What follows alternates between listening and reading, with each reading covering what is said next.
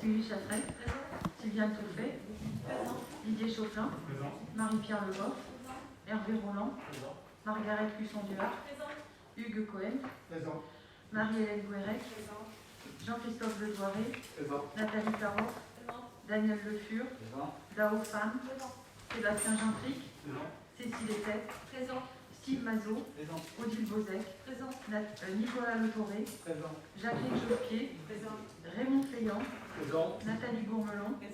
Clarisse Réalé. Présente, et je précise que je procède à l'enregistrement du conseil municipal. Frédéric Canelette-Jézéquel. Présent. Marie Mani. Karine Sapin. Céline Le Huédé. Frédéric Ballorin. Présent. Alexis Charlier. Très bien. Qui souhaite être secrétaire de séance? Clarisse Réalé. Il y a quelqu'un d'autre? Obligatoire. Marie-Pierre, tu veux? Oui, ok. Donc, Clarisse Réalé et Marie-Pierre Legoff.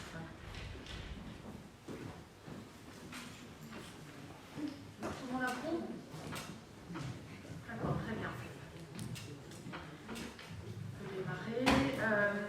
Avant d'aborder les questions, à l'ordre du jour, on a quelques PV. On a 2 PV à valider. Celui de la séance du 2 décembre dernier, 2021. Est-ce qu'il y a des questions? Je ne vois pas de main qui se lève. Donc je le soumets au vote pour approbation. Est-ce qu'il y a des voix contre? Est-ce qu'il y a des abstentions? Non, donc il est approuvé. Et j'ai le PV de la séance du 20 décembre 2021. Est-ce qu'il y a des questions? Je n'en vois pas. Donc je le mets au vote. Qui est contre? Qui s'abstient? Ces 2 PV sont adoptés.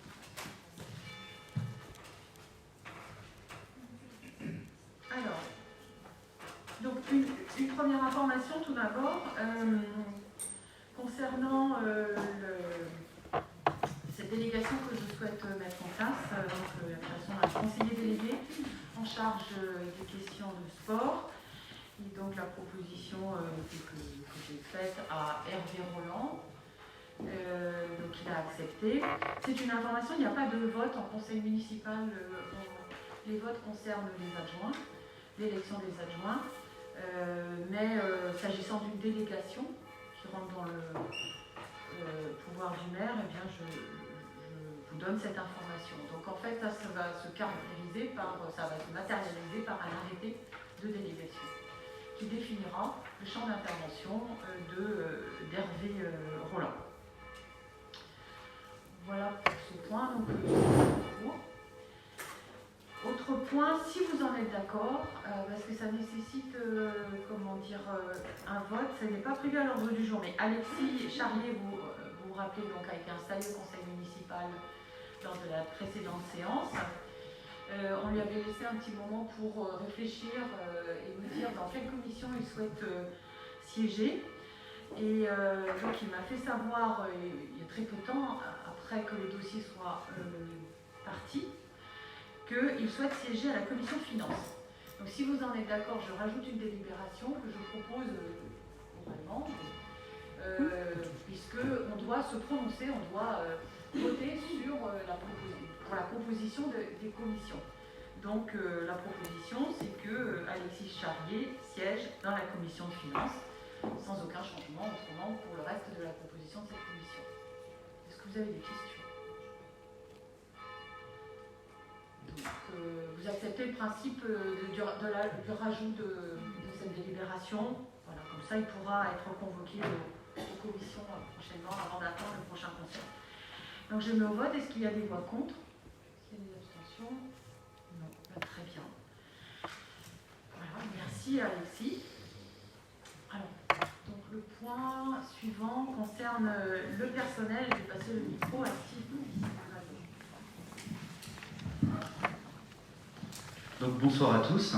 Donc cette délibération concerne donc le personnel communal et la modification des règles de l'attribution de l'indemnité de fonction, de suggestion et d'expertise aux agents non titulaires remplaçants. Donc je vous fais grâce des différents codes, lois et décrets, je ne vais pas vous les citer, et vient directement sur la délibération 44-2018 et 50-2020 instaurant le RIFSEP à la commune de Châteaulin. Vu les avis du comité technique en date du 1er et 9 février 2022 relatif à la suppression du délai d'1 an pour pouvoir percevoir l'IFSE pour les agents contractuels de droit public, considérant que les délibérations instaurant le RIFSEP à la commune indiquent que celui-ci sera versé aux stagiaires titulaires contractuels de droit public après 1 an de service effectif, considérant que la difficulté principale de recrutement rencontrée par la commune pour des remplacements est actuellement la rémunération, notamment pour les postes d'agents qualifiés ou sur les métiers avec une concurrence forte avec le secteur privé, il nous est proposé de supprimer la condition de 1 an de présence pour les contractuels de droit public, d'autoriser le versement de l'IFSE de base pour les contractuels en remplacement, et j'indique que les crédits nécessaires seront inscrits au budget primitif 2022. Avez-vous des questions, des remarques? Oui. Moi j'ai une question. Notre groupe trouve l'idée effectivement très intéressante de permettre le versement de... Pardon. Je disais que notre groupe trouvait très intéressant l'idée effectivement de verser l'IFSE pour les contractuels, voilà, et puis de supprimer la condition de 1 an de présence. J'avais une question, c'est que prévoyez-vous comme compensation pour les titulaires et les contractuels de droit public ayant une ancienneté, et des demandes en ce sens ont-elles été formulées par les personnels de la commune? Alors en effet, ce que je peux vous dire aujourd'hui, c'est qu'une étude est actuellement en cours pour les titulaires sur le régime indemnitaire. Donc ce sera étudié très certainement, proposé au prochain conseil municipal. Mais effectivement, l'IFSE est en cours il y a une étude en cours. Vous avez d'autres questions?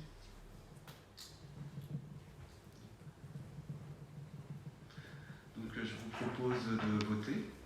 Donc qui est contre? Qui s'abstient? Je vous remercie. Donc la prochaine délibération concerne la modification du tableau des emplois que vous allez voir en annexe.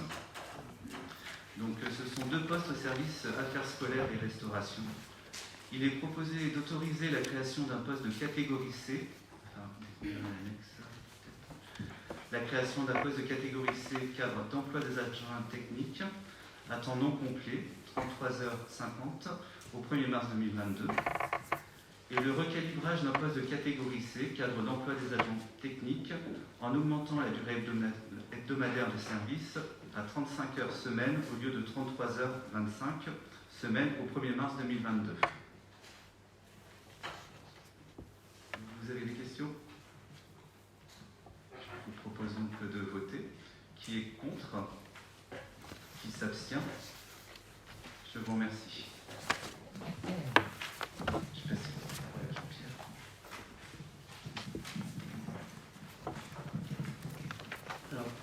Délibération numéro 3, donc, qui concerne le bois du Chap. C'est une délibération qui est au conseil municipal tous les ans et qui concerne l'entretien du bois du Chap. Ce sont les Genêts d'Or qui entretiennent ce bois, et tous les ans, donc facture à la commune de Dinéol 4 004,38 € et la ville de Châteaulin donc rembourse à la commune de Dinéol le 50% de cette somme, soit 2002,19 € et 19 centimes. Je ne sais pas si vous avez des questions. C'est une délibération classique qui revient tous les ans. Donc, si vous êtes d'accord, donc il est proposé au conseil municipal de renouveler la participation communale sur la base de 2002,19 € arrêtée à la commune de Dinéol pour l'entretien du bois du Chap en 2022 et d'indiquer que les crédits nécessaires seront inscrits au budget principal 2022. Est-ce que quelqu'un est contre? S'abstient? Tout le monde est pour. Je vous remercie.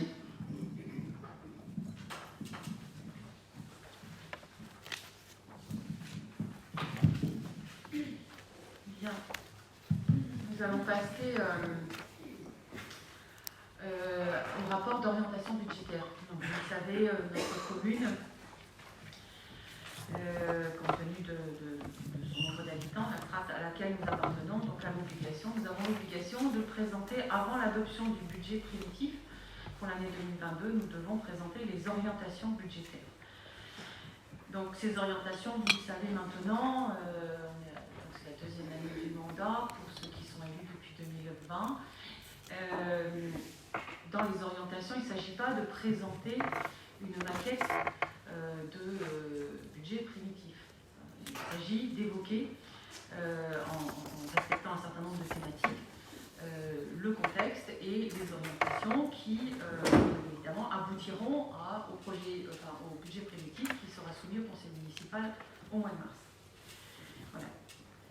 Donc, pour ce qui est du contexte international, dans lequel nous nous trouvons, je ne vais pas m'étendre très longuement, mais indiquer simplement que depuis l'année dernière, on a noté une reprise économique à l'échelle mondiale suite à l'arrêt brutal que nous avons connu en 2020. Donc en 2021, cette reprise économique est survenue et donc elle devrait se poursuivre en 2022. Mais avec des points de vigilance toutefois. D'une part, on constate un contexte inflationniste et il y a toujours cette incertitude qui pèse d'un retour éventuel d'une crise sanitaire. Les choses ne sont pas résolues définitivement. À l'échelle internationale, on voit que selon les continents, ce rebond économique ne se fait pas de la même manière. L'économie américaine rebondit plus vite que la zone euro, par exemple. On a vu aussi une reprise très importante en 2021 de l'économie chinoise, mais semble-t-il, pour 2022, cette reprise devrait être freinée. Voilà ce qui est indiqué. Ensuite, le cas particulier du Royaume-Uni, qui est très proche de nous, on le voit, son économie est quand même affectée par, il traverse des difficultés qui sont notamment liées à la décision de se séparer de l'Europe et du Brexit. Difficultés en termes de recrutement, et qui ont été encore plus accentuées par l'isolement des pays décidés pour se protéger de la pandémie mondiale. Donc voilà, une reprise qui a été remarquée au cours de l'été 2021, avec dans certains domaines un retour un petit peu à la situation qu'on connaissait avant la pandémie, donc à la fin de l'année 2019. Mais ce qui est prévu, c'est plutôt un tassement de la croissance dans la plupart des pays en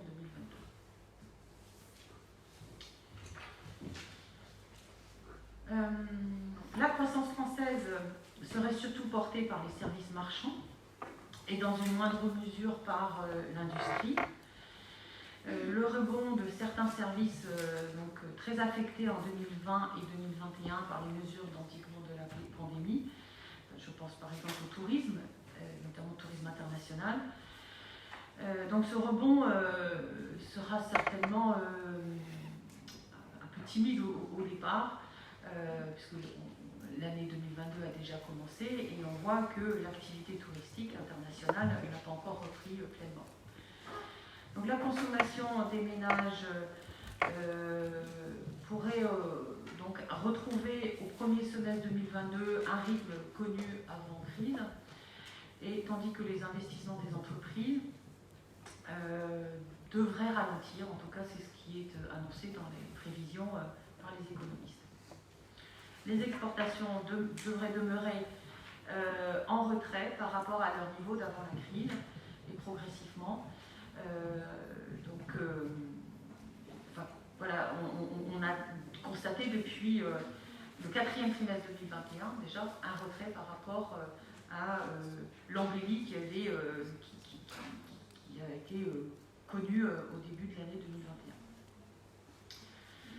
On le voit, hein, on voit notamment pour les échanges internationaux, on voit qu'on contenait encore des pénuries, des manques de matériaux, des retards dans les livraisons, et ça a un impact bien évidemment sur l'économie de notre pays. Et on le voit même localement, hein, soit les livraisons de produits manufacturés, les livraisons pour les entreprises d'approvisionnement en matières premières, qui a une incidence sur le déroulement des chantiers ou de l'activité globale. En ce qui concerne l'emploi, on pense, les économistes tablent sur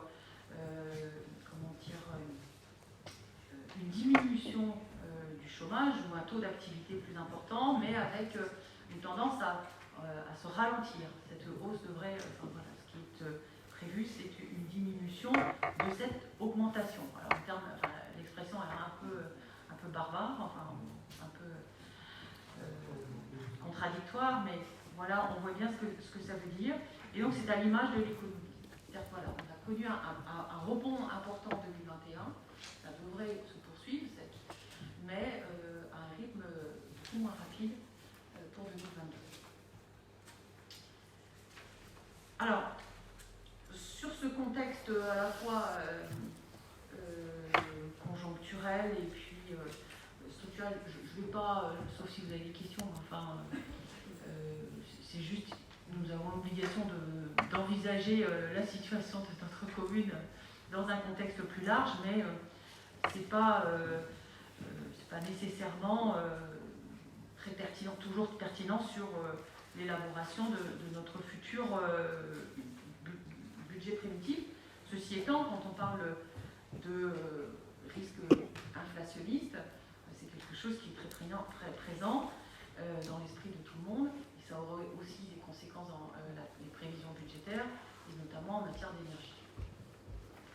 Alors le contexte local châteaulinois, comme chaque année, je vous donne les éléments statistiques sur un petit peu une sorte de carte d'identité de la ville de Châteaulin. En 2020, la commune de Châteaulin comptait 2976 foyers fiscaux contre 2969 l'année précédente. Donc on a une stabilité en termes de nombre de foyers fiscaux, voire une toute légère augmentation. Parmi ces foyers fiscaux, on compte 56,4% de foyers non imposables, la moyenne départementale étant de 47,4% et la moyenne nationale de 48%. Et ça, c'est quelque chose que j'avais déjà évoqué lors des présentations précédentes. On sait qu'à Châteaulin, le revenu moyen, et d'ailleurs le revenu moyen, fiscal moyen par foyer, est plus faible que dans le département et qu'au niveau national. On a des familles modestes à Châteaulin et donc ça se traduit par ces statistiques. Au cours de l'année 2020, on a noté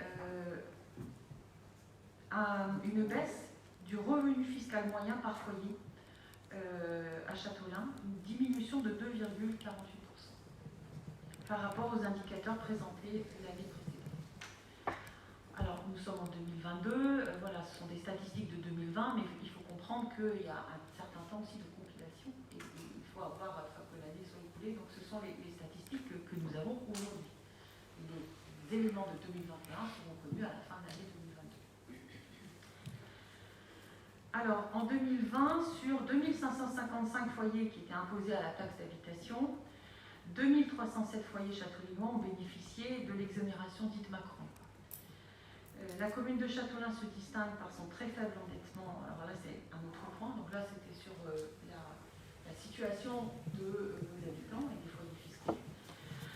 Pour ce qui est de la commune, donc à ce jour, on a un taux d'endettement par habitant qui est faible, très faible. Et donc cela, on le voit à travers le ratio d'encours de la dette bancaire par rapport à la capacité de financement, qui s'élève à 1,39, donc ça c'est le ratio au niveau communal, contre 3,80 pour la moyenne départementale et 3,91 au niveau national. On retrouvera après dans les éléments du rapport d'orientation budgétaire, dans les documents qui vous ont été aussi transmis, pour vous permettre, les documents de travail, pour vous permettre d'apprécier toutes ces données financières. On voit que le délai pour rembourser la dette, donc c'est-à-dire notre capacité de remboursement de la dette est réduit et qu'on a la chance aujourd'hui d'avoir un endettement faible. Mais on est largement en dessous de la moyenne départementale et de la moyenne et du niveau national. Alors cet indicateur s'est amélioré donc, au cours de l'année passée, voilà, puisqu'il était de 1,77 auparavant, il est passé à 1,39. Voilà. Le budget primitif 2022, pour ce qui est de la partie de la section fonctionnement, alors là, vous avez des éléments qui sont présentés par M. Legros. Dans les grandes lignes, je vais vous indiquer comment on va présenter le futur budget dans ces grandes masses. Alors là, il y a quelques diapositives qui vont être présentées à l'écran, mais vous avez quand même ce dossier qui est beaucoup plus complet, à la situation budgétaire. Ça a été expliqué aussi en commission de finances. Et vous voyez, aujourd'hui, je ne vais pas le présenter comme document au conseil municipal parce que vous savez que le compte administratif, là, c'est qu'il est prévisionnel. Alors, les services ont abouti, hein, ce travail est finalisé, mais ça sera voté et adopté lors de la séance du prochain conseil municipal. Donc, dans le document, vous avez CA 2021.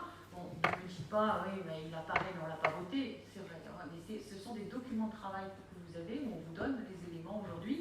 Parce qu'il faut savoir que nous, même si le CA n'est pas encore voté, c'est un travail qui a été fait par les services le service finance de la commune, en lien aussi avec la trésorerie, parce que vous savez qu'on doit avoir une concordance aussi entre les comptes de gestion et le compte administratif. Et c'est vrai que pour bâtir le budget 2022, même si ce n'est pas obligatoire, nous aimons aussi partir de la situation clôturée à l'année précédente. Voilà. Alors, pour ce qui est des dépenses de fonctionnement, ce qui est envisagé, c'est bien évidemment la continuité des actions, et je reviendrai sur un certain nombre de chapitres, mais voilà, ce qui sera envisagé dans les grandes masses, donc c'est une continuité, donc un budget de fonctionnement qui va être augmenté globalement, avec des charges à caractère général,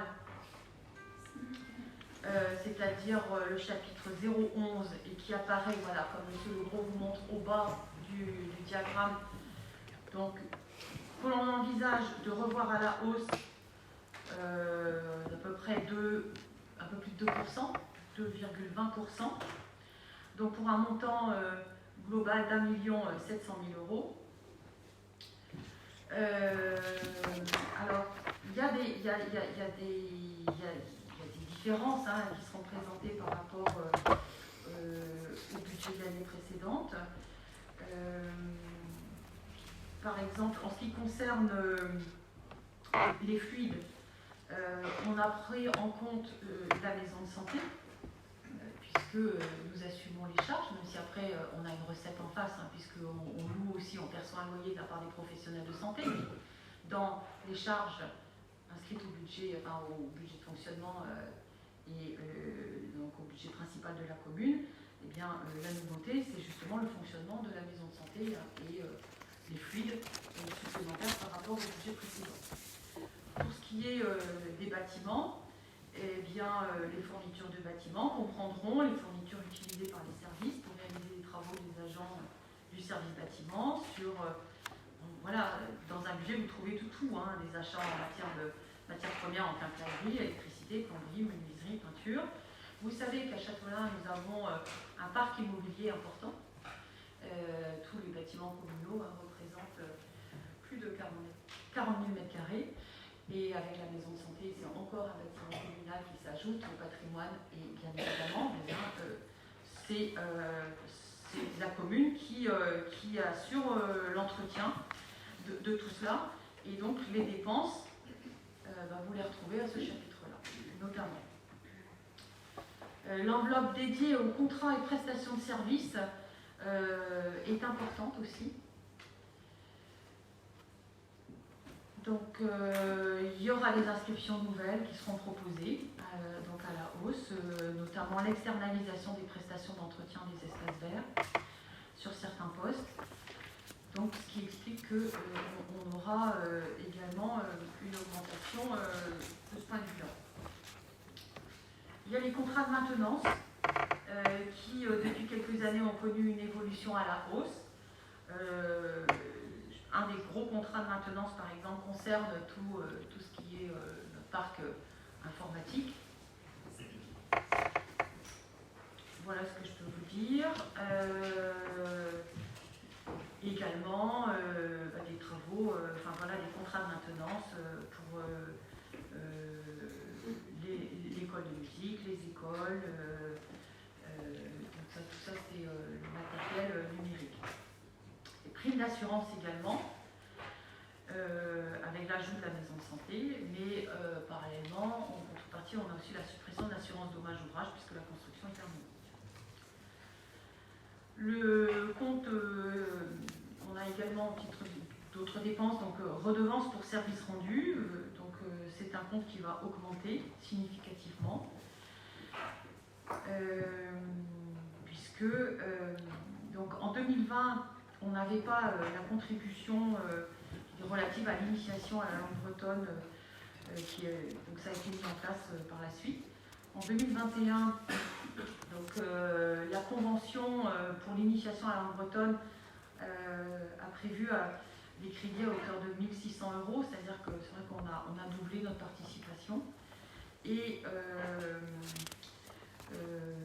donc ça, c'est des actions qui vont être poursuivies. Et à cela s'ajoutent des frais d'accès aussi à la piscine communautaire pour les écoles, puisque la commune prend en charge, rembourse aux écoles les factures qui sont adressées par la communauté de communes pour la pratique de la piscine de nos scolaires. Donc ça, c'est une dépense que l'on n'avait pas dans le budget précédent. Et là, on est sur une enveloppe globale de 27 150 € environ. Donc voilà, les charges à caractère général sont revues à la hausse. Le chapitre suivant qui est important pour nous, vous voyez, le chapitre 012 qui concerne les dépenses de personnel. On prévoit une augmentation globale de ces budgets, augmentation de plus de 3% en 2022. Justement, Steve en parlait, projet de révision du RIPSEP qui est donc à l'ordre du jour pour l'année 2022 et la réflexion est déjà bien engagée. Et puis ensuite, il y a l'évolution des carrières aussi de nos agents.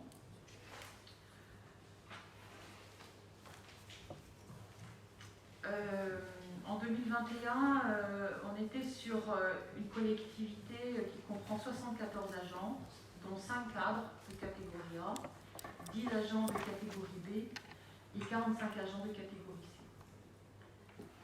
Voilà, donc au cours de l'année, il y a eu des remplacements d'agents qui ont quitté la collectivité pour des raisons de mutation ou autres. Donc en 2022, on poursuivra et il y aura des recrutements aussi qui seront effectués pour renforcer certains services, je pense notamment à la mort. Voilà, donc une augmentation globale de plus de 3% sur le chapitre 012.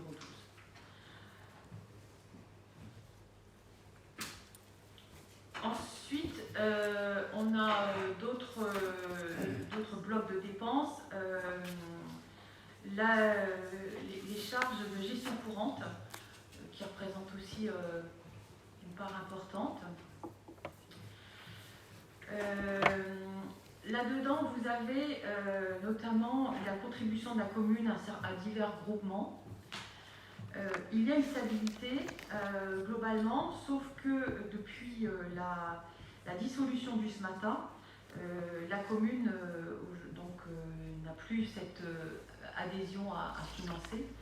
Mais pour le reste, que ce soit la participation de la commune au CIVU, c'est-à-dire au centre d'incendie et de secours de Châteaulin, la participation de la commune au PNRA, la participation à l'association des maires du Finistère, parce que nous sommes adhérents, l'association Andes, donc là c'est aussi pour la promotion du sport, Donc tout ça, c'est inchangé, on est dans la continuité. Et la nouveauté, vous l'aviez voté à la fin de l'année 2021, c'est l'adhésion au Conseil d'architecture, d'urbanisme et d'environnement. Donc c'est 100 € par an. C'est vraiment pas un coût important et en tout cas, on a commencé à travailler avec eux. Je pense qu'on aura un accompagnement intéressant sur certains projets. Donc voilà sur ce point. En ce qui concerne la participation de la commune au CCAS, nous allons proposer une diminution du montant versé par la commune au CCAS. Cette diminution n'implique pas, et j'insiste sur le fait, une diminution des moyens mis donc pour l'action sociale. Au contraire, il y a des projets nouveaux qui sont portés par Marie-Pierre, et je pense que les Châteaux-Linois le savent. On continue à proposer des actions nouvelles, notamment je pense à l'activité physique adaptée pour les personnes, les seniors. C'est quelque chose qui n'existait pas, qui est un nouveau projet porté par le CCAS et financé par le CCAS. Donc si pour le budget 2022, il n'est pas nécessaire de verser la même somme que l'année précédente, c'est parce que, et j'insiste sur ce fait, le compte administratif prévisionnel du CCAS enregistre aujourd'hui un excédent important. Un excédent de fonctionnement de 322 000 €, sachant qu'on a un petit déficit... Est-ce que ça peut couper là sachant qu'on a un petit déficit sur l'investissement, donc si on déduit de ces 322 000 € le déficit d'investissement, on arrive à un excédent global de 234 000 €. Et c'est sur cette base-là que, bien évidemment, on considère qu'en 2022, il n'est pas utile de prévoir une subvention un versement, une subvention du même montant que l'année précédente. Voilà. Mais je tiens à insister. Pardon. Petite question concernant le CCAS. Du coup, ça fait 2 ans qu'on Oui, parce qu'on a justement ces excédents. On a eu 65 000 € et l'année dernière 50 000 €. Là, ce qui sera proposé, c'est 15 000 €, mais j'insiste sur le fait, mais vraiment, parce que dire le contraire serait mensonger et on apportera la preuve, les personnes qui sont au conseil d'administration du CCAS, et on vous donnera les éléments, j'ai cela, le compte administratif prévisionnel, entre la section fonctionnement et la section investissement, enregistre un excédent de 234 000 €. Ce qui laisse une marge de manœuvre. Et j'insiste sur le fait, et d'ailleurs, notamment votre groupe, Madame Réalé, est représenté au conseil d'administration du CCAS, et je sais que Madame Sapin est investie, qu'elle participe aussi à la commission permanente. Donc, le soutien de la commune à l'action sociale est aussi fort, c'est un engagement, et au contraire, même, on est sur... Alors certes, 2020 et 2021, ça a été compliqué, on n'a pas eu le repas des aînés, donc ça, c'est une dépense qui n'a pas été engagée, mais on le regrette. Mais pour 2022, eh bien, j'ai vraiment insisté pour que nous puissions retrouver l'usage de Quatigra, et le repas des personnes, des aînés aura lieu au mois de mars prochain, le 23 mars prochain. Et donc ça fait partie aussi des actions du CCAS. Donc si ça n'a pas été réalisé les années précédentes, c'est compte tenu des circonstances tout à fait particulières et difficiles. Mais j'insiste sur le fait qu'il n'y a pas de diminution des aides qui sont versées aux personnes en difficulté. Les dossiers sont instruits de la même manière. On pourra vous faire un bilan si vous voulez. Ça sera intéressant parce que c'est vrai que le CCAS... Oui, voilà. Eh bien, je m'engage à le faire. Je ferai une réunion, je m'engage à le faire, parce que c'est vrai que Madame Luédé, votre groupe n'est pas représenté au CCAS. Les 2 autres groupes y sont. Donc on vous fournira ces éléments. Et là, ce que je peux vous dire, c'est que on a un résultat global cumulé de 234 126,74 € au terme du compte administratif donc prévisionnel, c'est-à-dire voilà, tant qu'il n'est pas encore approuvé, il sera approuvé prochainement.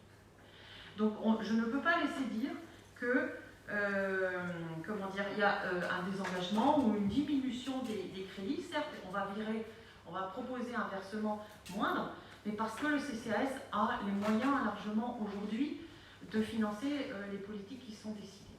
Voilà. Mais on vous présentera les éléments. Et puis, ben, voilà, je parle de projet, c'est-à-dire qu'on n'est pas dans l'inertie.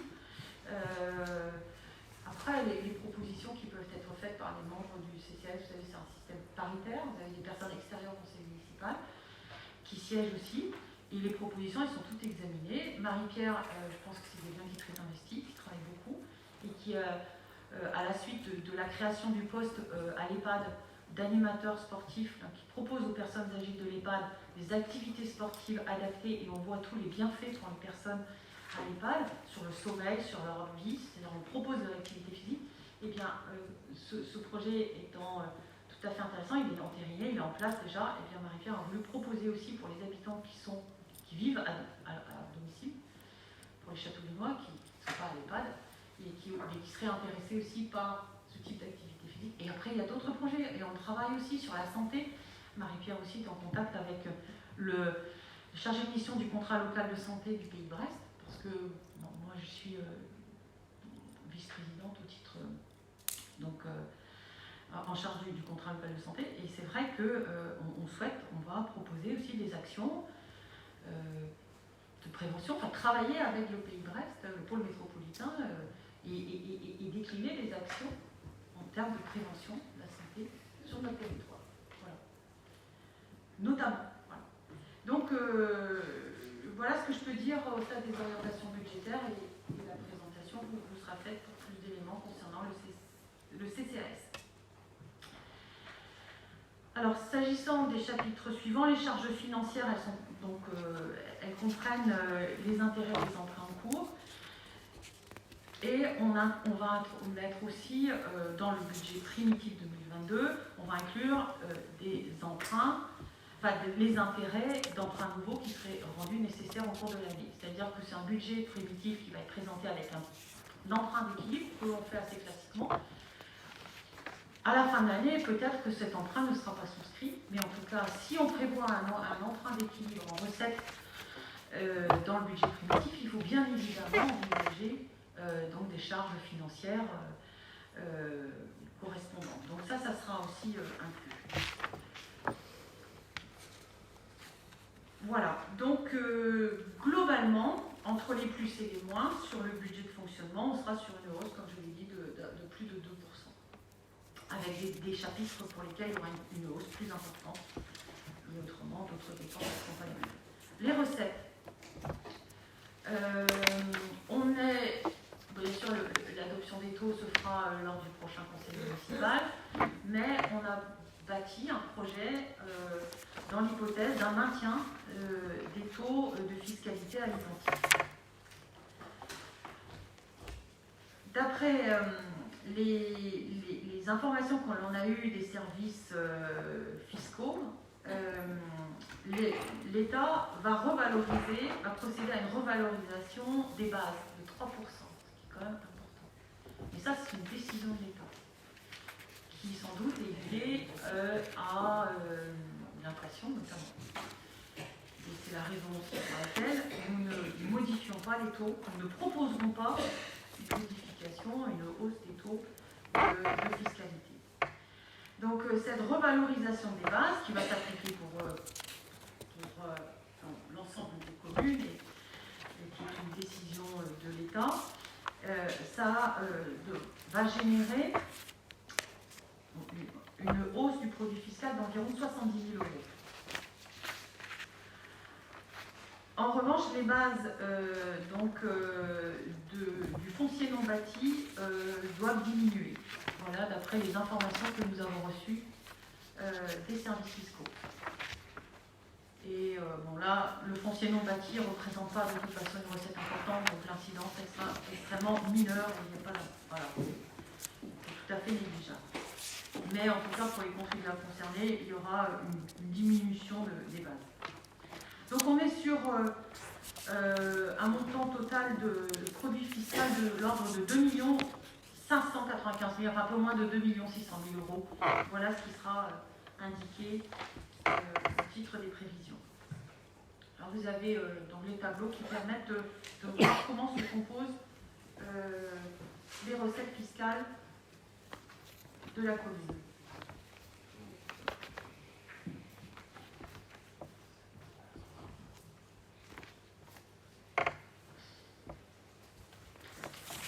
Pour les taux, alors concernant la comparaison des taux pratiqués à Châteaulin par rapport aux taux du département ou de la région ou nationale, voilà, je vous indique que le taux de foncier bâti est inférieur à la moyenne départementale, inférieur à la moyenne régionale et nationale. C'est-à-dire qu'on est sur un taux de foncier bâti en 2022 identique aux années précédentes à 19,53. Quand vous avez sur le tableau, dans le Finistère, il est à 20,74, région Bretagne 20,91 et moyenne nationale 20,96. Et le foncier non bâti, on est aussi sur des taux inférieurs. Là où on était plus élevé, j'emploie le passé parce que maintenant la taxe d'habitation de toute façon va disparaître, c'était sur la taxe d'habitation. Mais c'était, on le disait aussi, il faut savoir qu'à Châteaulin, certes le taux comme ça, dans sa globalité, paraît plus élevé, mais on a toujours eu une politique d'abattement importante qui n'existe pas dans certaines communes. Il y a des communes qui ont supprimé tous les abattements, ce qui fait qu'il fallait ramener aussi à la situation des ménages concernés. Mais aujourd'hui, de toute façon, avec la réforme de la taxe d'habitation, ce taux-là n'a plus de pertinence.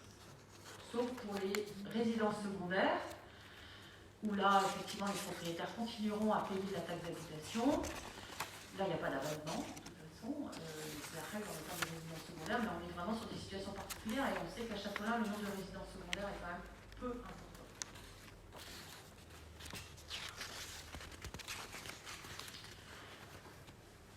Voilà. Alors, un point sur l'épargne qui est important. Vous verrez quand on présentera les comptes administratifs 2021, mais vous avez déjà dans le document de travail sur les éléments, vous avez dû constater, pour ceux qui ont analysé ces documents, une diminution de l'épargne pour l'année 2021.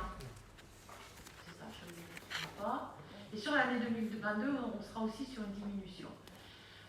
En 2021, déjà, il y a eu des événements particuliers. Entre 2020 et 2021, il y a des événements qui ne se reproduiront pas, comme par exemple la vente du terrain à la communauté de communes pour la piscine qui a rapporté un produit de 170 000 euros. Il y a eu des dépenses aussi qui n'ont pas été engagées en 2020 ou 2021 par rapport au budget primitif, parce que tout le volet programmation culturelle a dû être annulé à cause des interdictions successives. En 2022, donc, on envisage un niveau de dépenses plus élevé et ces sources de recettes telles que j'évoquais comme la vente d'un terrain, on n'aura pas cette recette en 2022. C'est pour ça qu'on prévoit une diminution de l'épargne pour l'année à venir. Mais la commune, quand même, conservera une capacité d'autofinancement, et ça, c'est un critère important pour évaluer la capacité à investir. Voilà, donc vous avez les éléments qui sont fournis.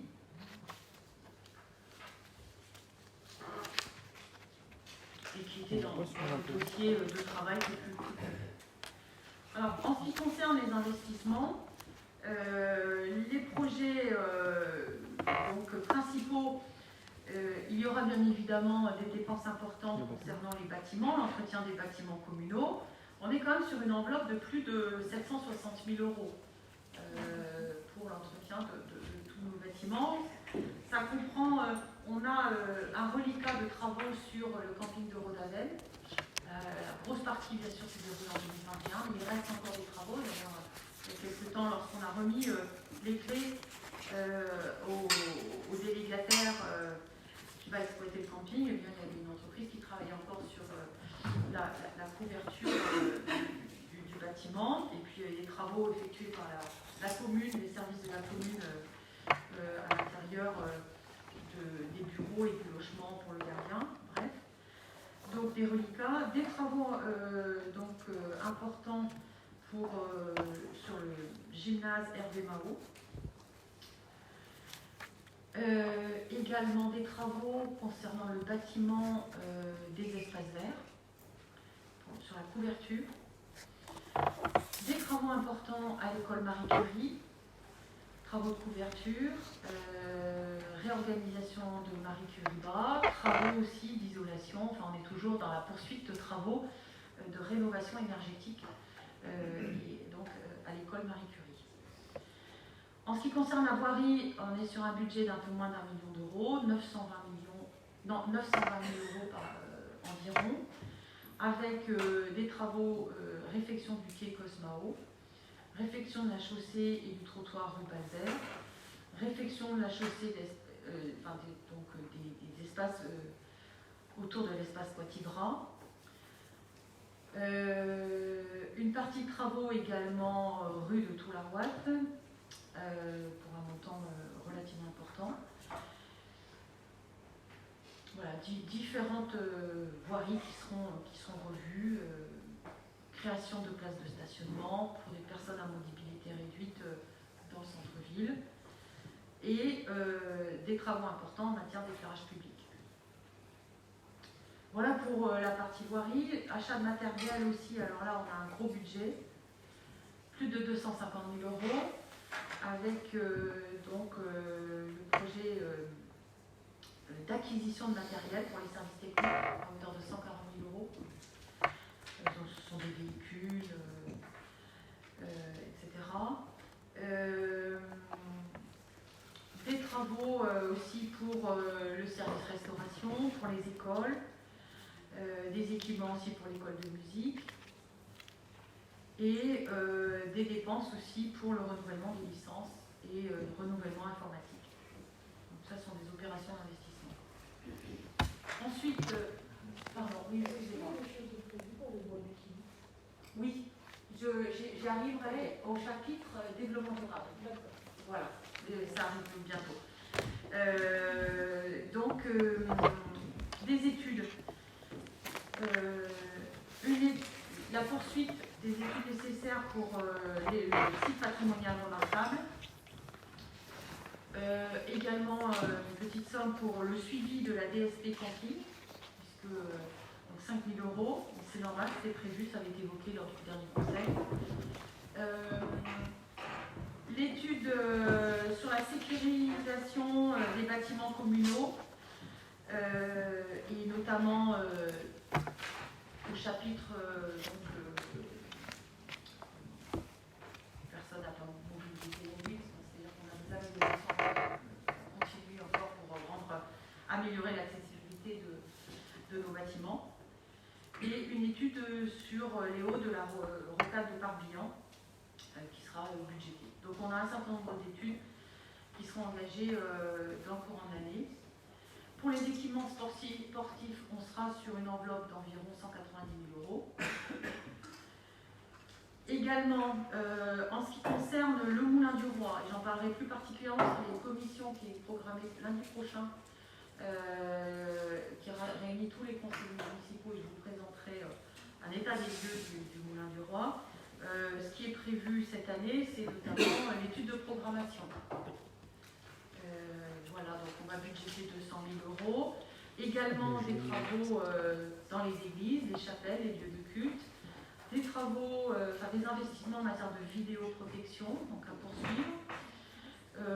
Voilà, après, il y a le suivi du parc roulant de la ville. Les recettes, pour financer cela, les recettes d'investissement, on a le remboursement de la TVA, ce qu'on appelle le FCTVA. On a également des demandes de subventions nouvelles, bien évidemment. Également, donc au titre des ressources propres 2022, à la fois les amortissements et un virement de la section de fonctionnement. Et on inscrira un emprunt d'équilibre de l'ordre de 1 million d'euros. Et on verra après, en cours d'année, s'il est nécessaire de l'activer ou pas. Concernant le développement durable, Donc il doit faire l'objet aussi d'un chapitre particulier dans ce rapport, maintenant. Hein. Auparavant, on faisait du développement durable, mais on ne l'exprimait pas de la même manière. Donc en tout cas, là, ça permet de synthétiser la démarche. Donc poursuite, bien sûr, de la démarche de protection de l'environnement, recherche, amélioration des qualités thermiques de nos bâtiments, recherche dans le domaine pour aboutir à une sobriété énergétique. C'est également la fin de l'utilisation de produits phytosanitaires pour l'entretien de terrains de sport, je précise, parce que l'usage de produits phytosanitaires pour l'entretien de la voirie courante et des espaces de jardin, cet usage a été arrêté depuis déjà de nombreuses années, avant même que ce soit obligatoire.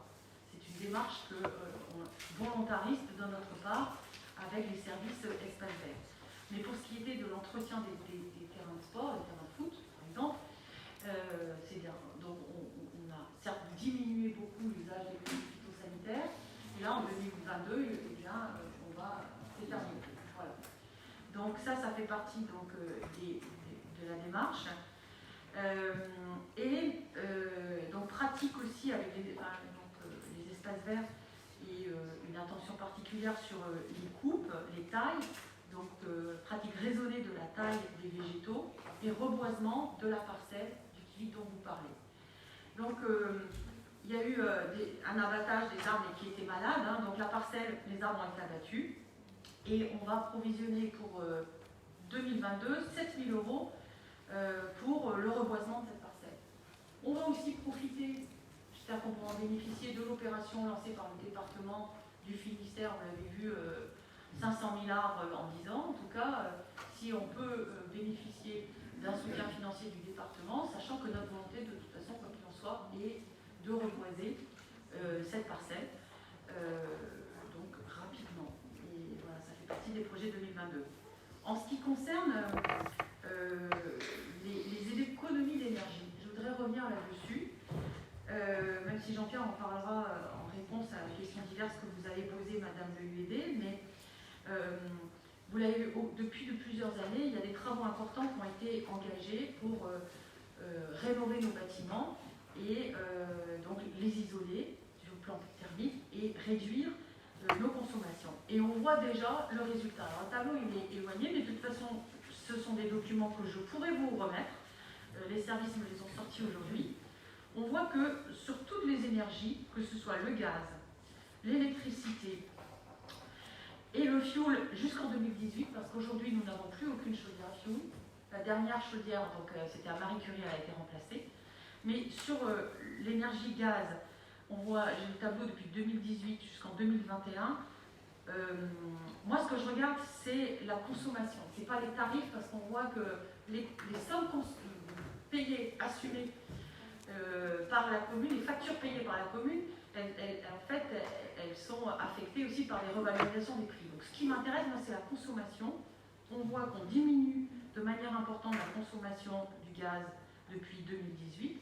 Et en électricité, on a aussi diminué le nombre de kilowattheures consommés. Donc on vous fournira ces éléments-là. D'accord. Et donc ce travail qui est déjà engagé, on voit donc un résultat en termes de consommation. Et le fioul, ben ça s'arrête. Moi j'ai les consommations de 2014 à 2017, mais pas au-delà, puisqu'après, mais déjà entre 2014 et 2017, on avait des baisses importantes de quantité de fioul consommé par la commune. Et là, depuis, ben, on n'a plus de fioul. Voilà. Donc, si vous voulez, en 2022, eh ben, cet engagement, il va être poursuivi et on va continuer. Rappelez-vous, en 2021, on a fait la rénovation énergétique des appartements de Marcel Milin. Ce sont des bâtiments communaux. Et donc, c'est quelque chose qui va se poursuivre. Et projet important, Jean-Pierre en a parlé en commission et on en parlera, c'est le remplacement d'une 60aine de lanternes d'éclairage public, donc pour les remplacer par des ampoules LED qui ne consomment pas ou pratiquement pas d'électricité. Voilà. Donc, et il y aura également, mais là ça passera par une révision un petit peu de notre situation et notamment un transfert pourra être proposé au profit du SDEF, parce que Jean-Pierre veut que la commune définisse un schéma directeur de rénovation de l'éclairage public de Châteaulin. Voilà, donc ça fait partie des projets aussi sur lesquels la commune va travailler, le conseil municipal. Alors, je vais terminer par l'endettement. J'avais indiqué tout à l'heure qu'on avait un taux d'endettement bas. Alors, c'est une photographie à un instant T, et qui fluctue beaucoup, hein, parce que ça dépend notamment. La capacité de rembourser nos dettes dépend bien sûr de l'endettement, enfin, du nombre d'emprunts que nous avons, mais dépend aussi du résultat que nous effectuons de l'épargne en fait. Donc à la fin de l'année 2021, on était sur une capacité de remboursement, alors là c'est un peu compliqué, de l'ordre de 1 an et demi, mais le chiffre voilà. Oui, d'accord. D'accord, c'est 1,8, mais c'est-à-dire qu'il y a 2 écritures dessus. Voilà. On était sur moins de 2 ans. Avec le budget primitif que l'on va proposer, et notamment cet emprunt d'équilibre qui est inscrit, la courbe va remonter à la hausse pour atteindre à la fin de l'année 2022 5 ans et demi, 5,6 ans. Voilà, on est en dessous des 6 ans. Mais c'est quelque chose qui fluctue tout le temps. En 2020, nous étions à 1,4 ans. À la fin du compte administratif, au 31 décembre. Au 31 décembre 2021, on est à moins de 2 ans. Et là, si l'on souscrit cet emprunt, à la fin de l'année 2022, voilà, on sera en dessous de 6 ans, donc on est dans ce qu'on appelle la zone verte. Voilà ce que je peux dire sur ces orientations budgétaires. Donc je suis disposée, et puis donc les adjoints aussi, on peut répondre aux questions. C'est un débat, c'est une présentation. Il y aura aussi des questions qui sont posées à l'occasion de la présentation du budget. Et vous aurez les données chiffrées, la traduction de ces orientations. Et j'ai noté qu'il y a un certain nombre de documents pour mon travail personnel que les services m'ont élaboré, mais ça me paraît intéressant que vous les ayez, puisque je sais que il y a des interrogations et on est parfaitement à l'aise avec ça.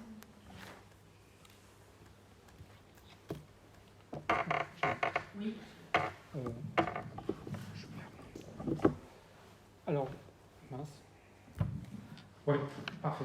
Alors, une remarque et puis une ou deux questions, puisque vous avez répondu quand même à un certain nombre de questions au fur et à mesure. Nous, on en avait un certain nombre, puisqu'on a découvert ce budget, ce document, on ne l'a pas eu en commission, et on le regrette un petit peu, alors peut-être qu'il n'était pas prêt.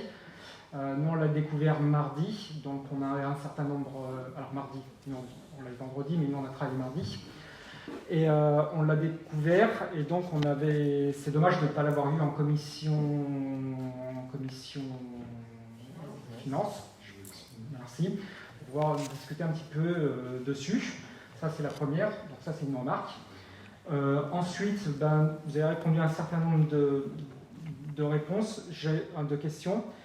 On en a quand même une ou deux qui restent en suspens, notamment en page 8, on avait, alors il y a des acronymes, notamment effet de ciseaux, RRF, DRF, RG, DG. Donc là, ça mettrait peut-être une petite précision. L'effet ciseaux, alors on a été chercher, je sais à peu près ce que c'est, parce que j'étais le chercher. Le risque d'effet ciseaux, c'est ce que redoute une collectivité. Surtout, au cours de ces dernières années, on a eu des incertitudes sur les recettes. C'est lorsque la courbe d'évolution des recettes et des dépenses, lorsque les deux courbes se rejoignent. C'est-à-dire lorsque vous avez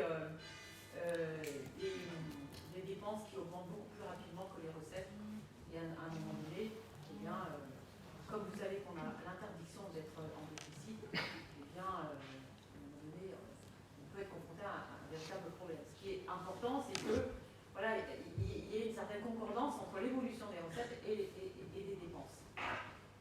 Mais parfois, on a connu des périodes lorsqu'il y a eu notamment des économies importantes qui ont été faites, des réductions drastiques qui ont été faites sur la DGF pour des années 2014, 2013, 2014, 2015.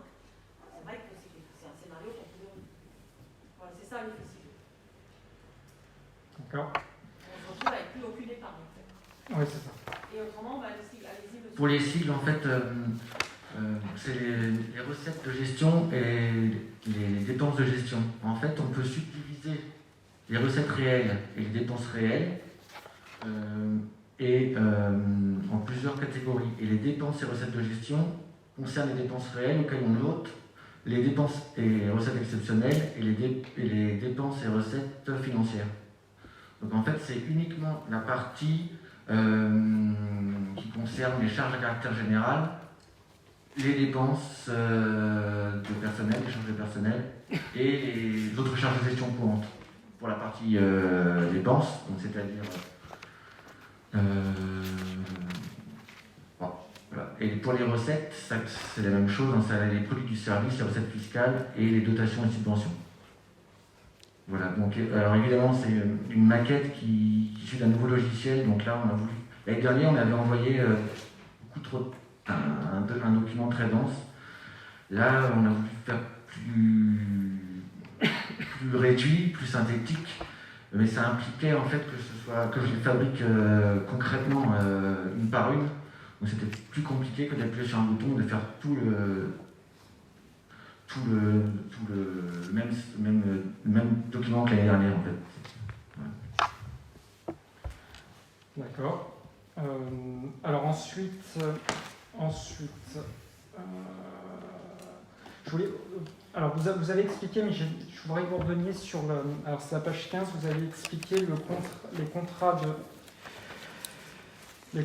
de prestation, puisqu'on a vu une augmentation. Contrat de prestation plus 16,4. Et tout à l'heure, vous avez expliqué, mais je n'ai pas compris votre explication, tout simplement. Contrat de prestation de service. Oui, quand on. Là, donc il s'agit de. On a des contrats de maintenance, notamment pour le contrat pour tous nos équipements informatiques. Là, il me semble, oui, c'est là que j'ai cité tout ce qui est maintenance de logiciels, etc. Monsieur Legros, peut-être que je reviendrai là-dessus. Oui, alors, je me permets d'intervenir. Le document, donc l'issue du logiciel, regroupe en fait un certain nombre de comptes. Ouais. Alors en fait, il faut distinguer plusieurs éléments. Pour la partie maintenance qu'évoquait Madame Nicolas, la partie maintenance, c'est le compte 6156 qu'on pourra évoquer plus tard. C'est uniquement la maintenance, je dirais, informatique et toute la maintenance des logiciels métiers qu'on a. Donc, et l'infogérance. Le marché MISMO qui englobe les 2/3, je dirais, du parc a pris de l'importance, mais aussi la sauvegarde, des exercices de sauvegarde. On a fait des exercices, vous avez dû voir, de phishing factice où on teste la réaction des agents par rapport à des attaques de pirates. Donc on a développé un petit peu ces éléments-là. Donc ça c'est un compte 6156. Vous avez aussi des contrats de prestation, donc ça c'est les comptes 611.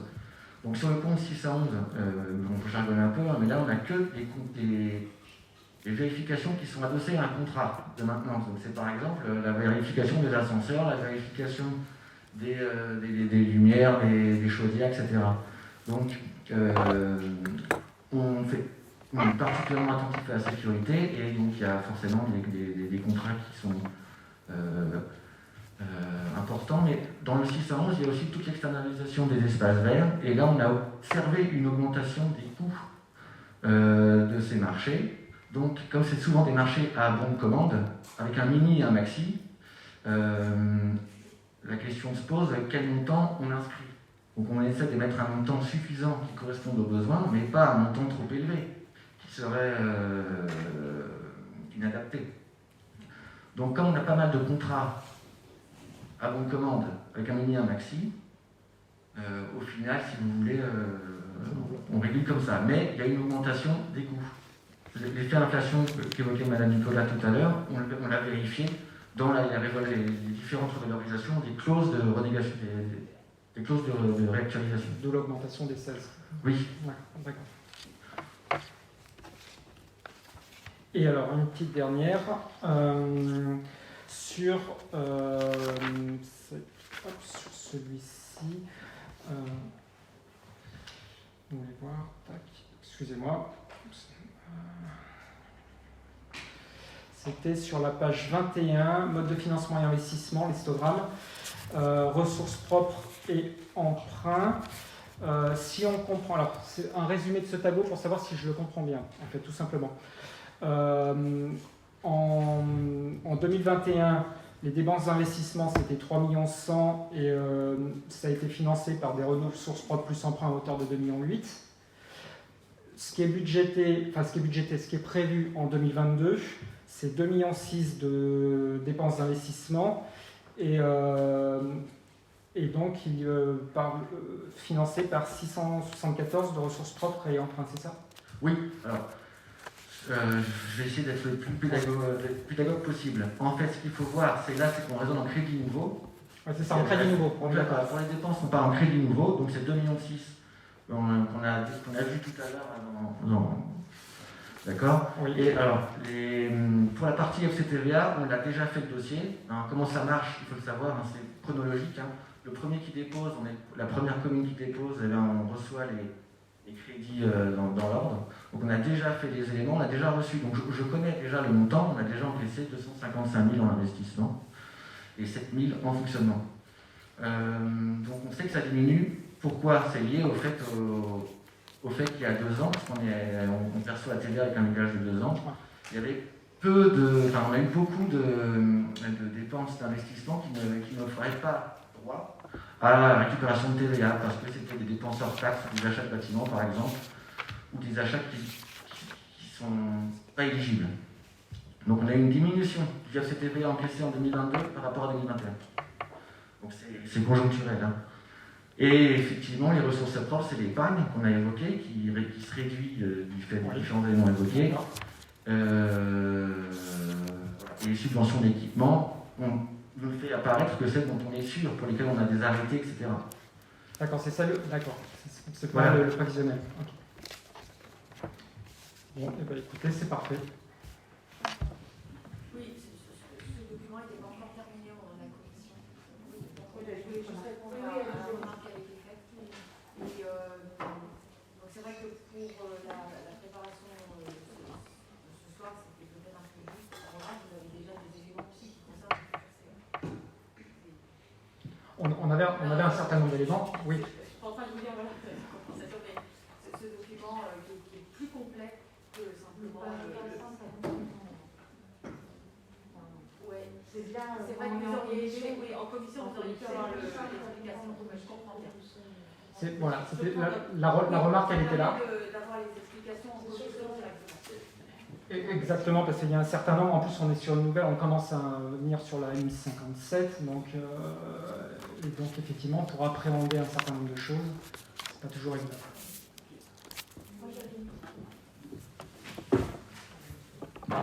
Nous voulions apporter un regard particulier, ce qu'on avait vu en commission, sur la ligne de compte de la valorisation des travaux en régie, qui s'élève à peu près à plus de 80 000 €.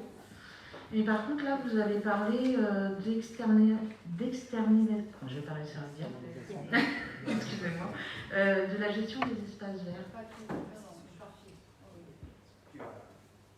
L'exemple, vous avez vu en ville le gros travail d'élagage qui a été fait sur le quai. Voilà, c'est une partie, un exemple. Ouais, d'accord. Non, mais autrement, le service espace vert voilà, il est toujours le même et il investit. Ça permet de libérer aussi ce service sur d'autres missions qui sont le fleurissement. Est-ce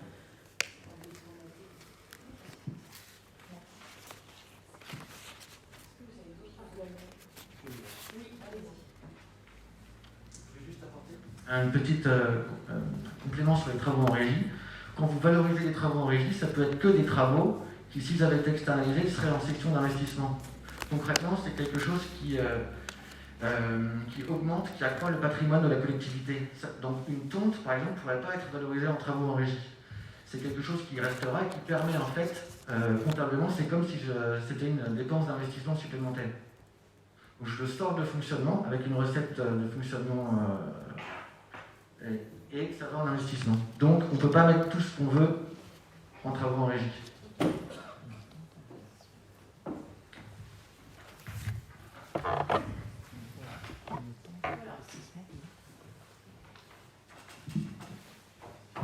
Donc il s'agit d'un débat qui ne fait pas l'objet d'un vote, c'est juste un donné acte. C'est le budget qui va voter. Voilà, je vous remercie.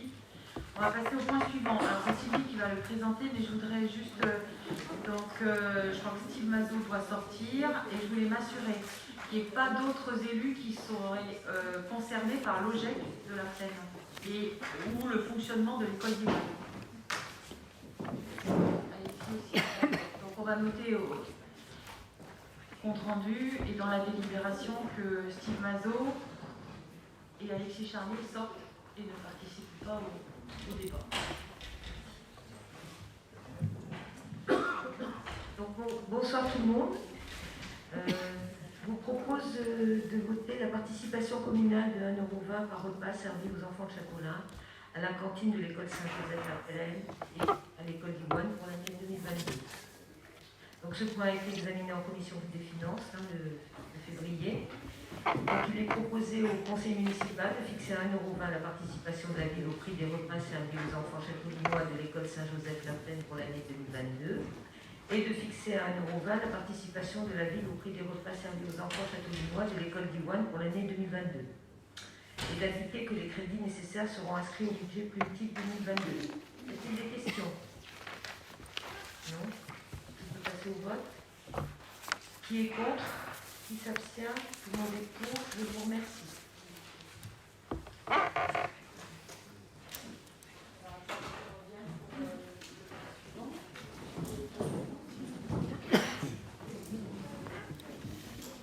Donc on a aussi Nathalie Caroff qui est sortie.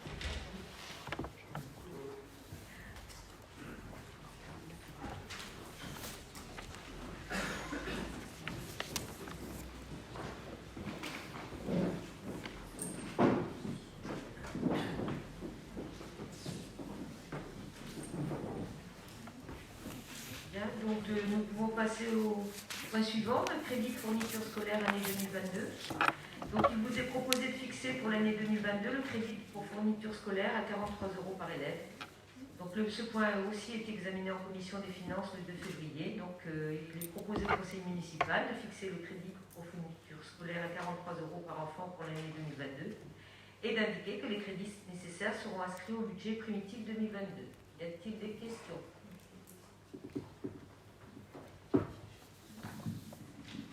Lors de la commission, on a évoqué une légère augmentation du crédit de fourniture du fait de l'achat du livret du petit citoyen. Alors ça c'est pas le crédit, c'est Alors, pas sur le crédit.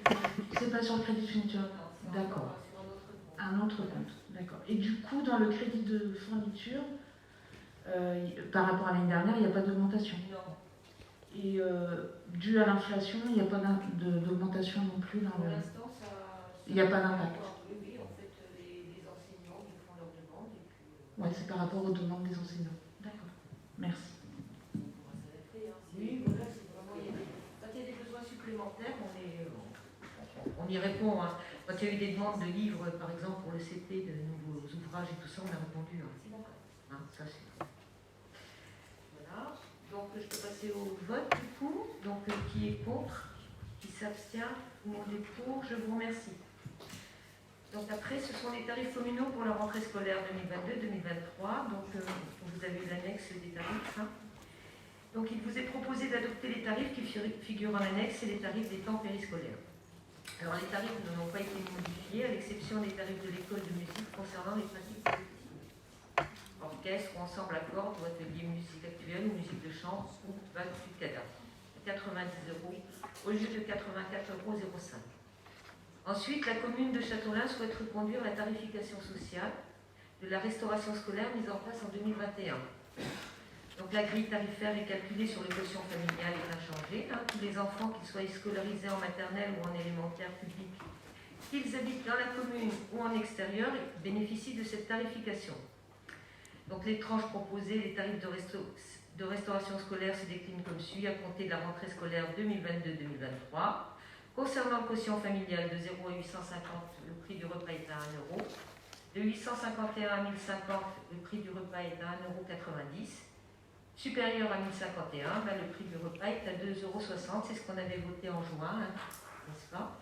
Donc la commune applique la gratuité aux élèves disposant d'un projet d'accueil individualisé qui apporte leur panier repas, les PAI.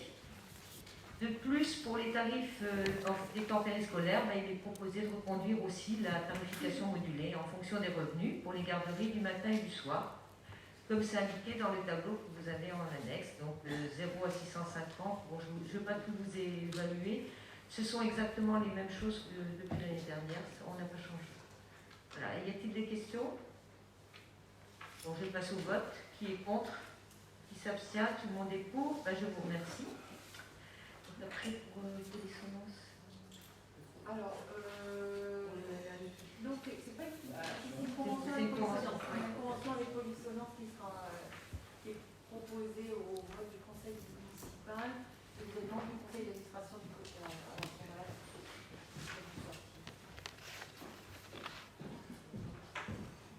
Personne n'est concerné par l'association d'épargne.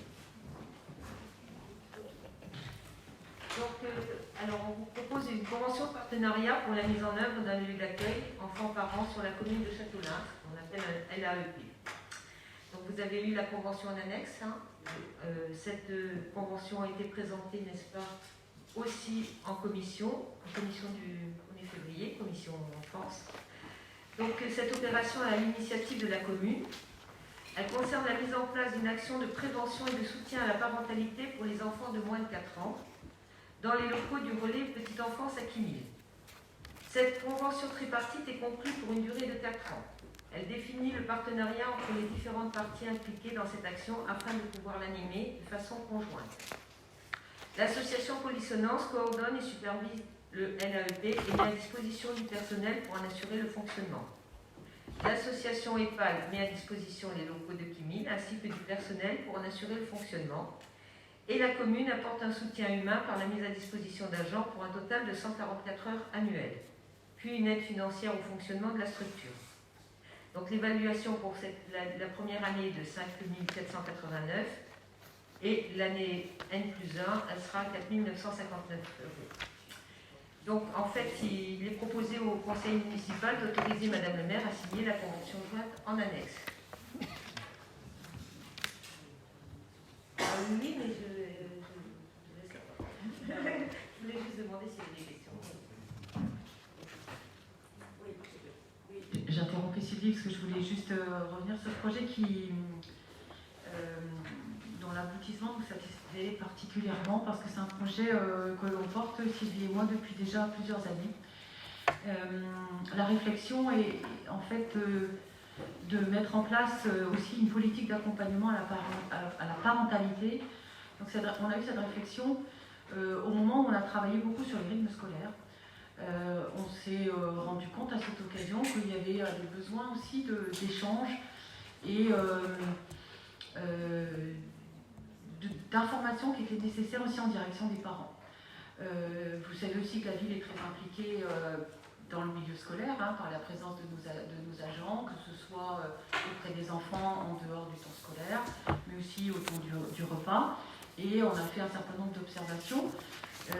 Et il est vrai que si on déploie beaucoup d'actions en direction des enfants, de la jeunesse, et c'est tout à fait normal, parce que c'est une commune qui a vocation à accueillir des familles, on s'est rendu compte qu'il y avait certainement un besoin à l'échelle de notre commune de travailler sur la parentalité, l'accompagnement à la parentalité. Alors là, il faut savoir que c'est vraiment un démarrage. Moi, j'espère que ça va aussi prendre de l'ampleur et on en parlera parce que je crois qu'on a un plan en fait qui est prévu demain. Donc là, le retard qui a été pris pour la mise en place, c'est parce que ce projet qui qui émane de la volonté politique de la commune. Enfin, c'est nous élus qui avons souhaité mettre ça en place. Pour la mise en œuvre, donc la carte nous a un mode de fonctionnement, nous a indiqué qu'il fallait que l'on passe par l'association Polissonance, qui est un partenaire important de la ville de Châtelain, et donc on l'a fait.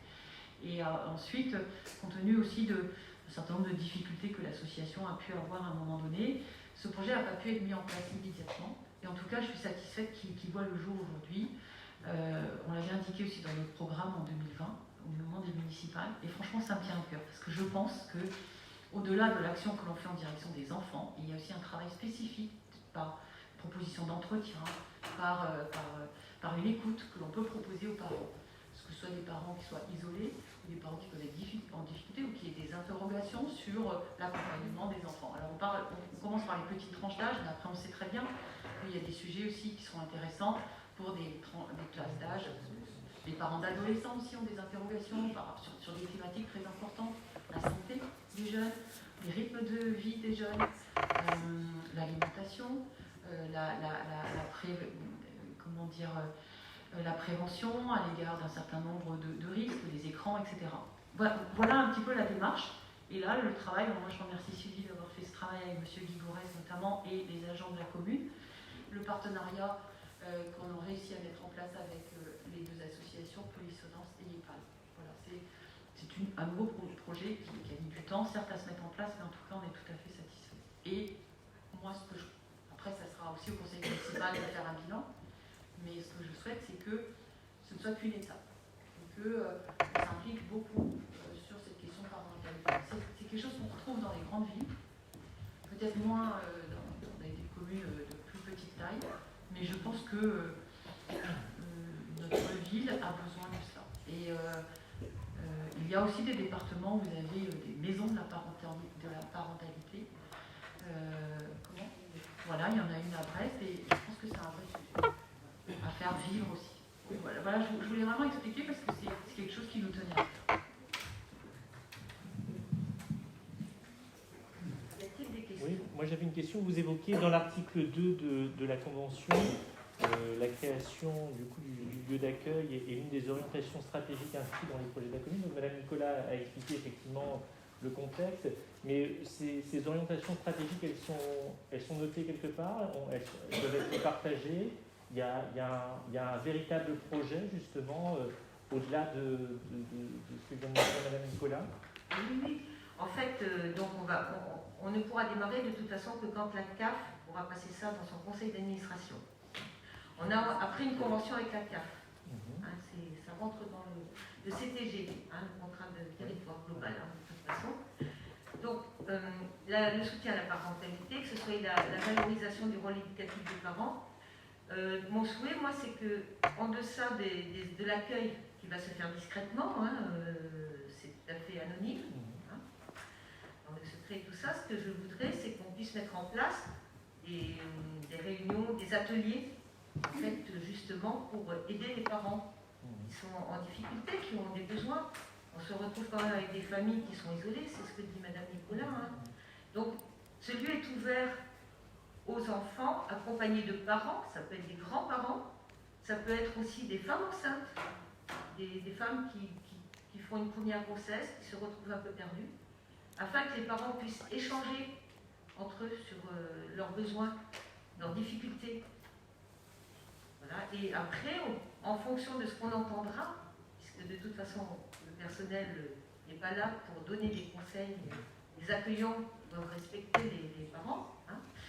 En fonction de ce qu'on entendra, on pourra mettre en place des ateliers, que ce soit des accompagnements.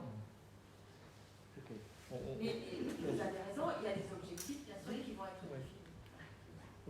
Oui, c'était ma question. Voilà, parce que là j'entends bien les moyens et l'évolution des moyens que vous souhaitez apporter. Qui nous sont définis par la CAF aussi. Oui, bien sûr, à travers les politiques. On a le projet de la CAF. Voilà. Le contrat de partenariat avec la CAF. Ça coïncide avec la définition. Donc on démarre sur les 0,4 ans, on démarre petit, mais en espérant pouvoir progresser au fur et à mesure. Il y a d'autres questions? Donc je passe au vote. pour autoriser Madame le maire à signer cette convention. Qui est contre? Qui s'abstient? Tout le monde est pour? Je vous remercie. Alors poursuivre. Ah oui, c'est vrai.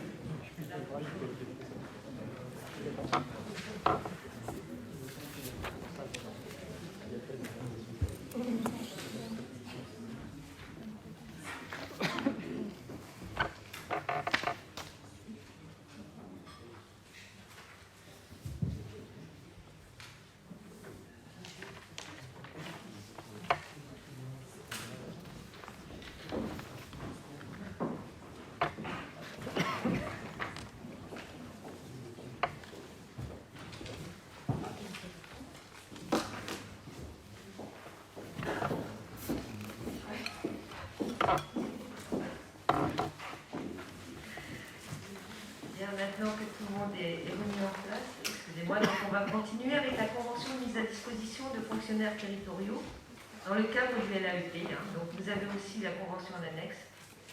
Donc suite à cette création du lieu d'accueil enfants-parents, donc le LAEP, il est proposé de mettre à disposition des agents municipaux pour le fonctionnement de la structure. Alors on a mis une date à compter du 25 avril 2022, mais ce sera, comme je disais tout à l'heure, en fonction de la carte aussi. Donc ces agents du service scolaire assureront cette mission pour une quotité annuelle en commune de 144 heures maximum. Et donc cette mise à disposition est conclue pour une durée de 4 ans. Les modalités sont réglées par cette convention. Donc il vous est proposé de valider le principe de cette mise à disposition et d'autoriser Madame le maire à signer la convention jointe en annexe. Y a-t-il des questions sur ce sujet-là? Une question, donc je passe au vote. Qui est contre? Qui s'abstient? Tout le monde est pour. Je vous remercie. Terminé, donc Madame le maire nous avait transmis des questions diverses et je vous propose de les poser et ensuite c'est Jean-Pierre qui va vous apporter des éléments de réponse. Merci. Alors, je lis les deux. Alors, quel est l'impact des problématiques du coût de l'énergie à Châtelain? C'est par rapport à la situation actuelle. Ouais, tu ne veux pas poser la 2 d'abord? À la 2 d'abord? Oui, c'est mieux. S'il te plaît. Alors, quel est le budget de consommation de l'éclairage public à Châtelain et quel est son coût de maintenance? Ok. Alors, pour ce qui est de l'année 2021, pour l'éclairage public, le budget de 53 300 € en 2021. Et en 2020, c'était de 47 854. Donc, il y a eu une augmentation sur l'éclairage public. Mais bon, si vous vous rappelez, on avait créé des points lumineux supplémentaires. J'y reviendrai la semaine prochaine en commission de travaux. Et les réparations d'ampoules grillées ont été faites beaucoup plus rapidement. Concernant la maintenance des installations, donc en 2020, c'était 19 668 et en 2021, 26 643 €. Voilà, si j'ai répondu à ta question. Oui.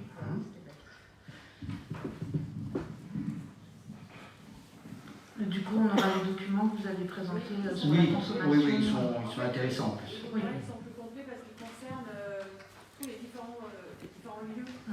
Oui, ça peut être intéressant. Il y aura un sujet en comme commission. on va étudier le sujet. Voilà. Et du coup, ma première question, la dernière, quel est l'impact des problématiques du coût de l'énergie à Châtelain? Alors, le coût de l'énergie, donc avec tous les problèmes qu'on entend et qui vont se vérifier très rapidement. Donc, j'ai seulement l'électricité, et à moins que M. Leroux ait quelque chose sur le gaz. Donc, pour 2022, les 3/4 des bâtiments de la commune vont prendre donc 10%. Ça, c'est tout ce qui est à moins de 36 kVA en consommation. Donc, plus 10%, kilowattheure, pardon. Et puis, autrement, plus 14% sur certains bâtiments, style l'école de Cajan, les gymnases, et 23% sur l'éclairage public. Ah, 23%. Donc, il y a du sujet sur l'éclairage public. Est-ce qu'on entend parler en ce moment du tarif réglementé?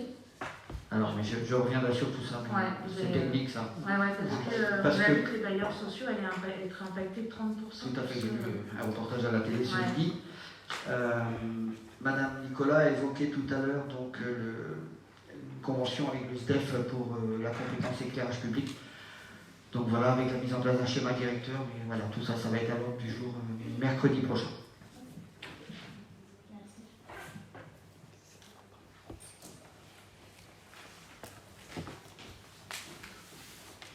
Bien, je vous remercie. Donc on a examiné tous les points qui étaient à l'ordre du jour.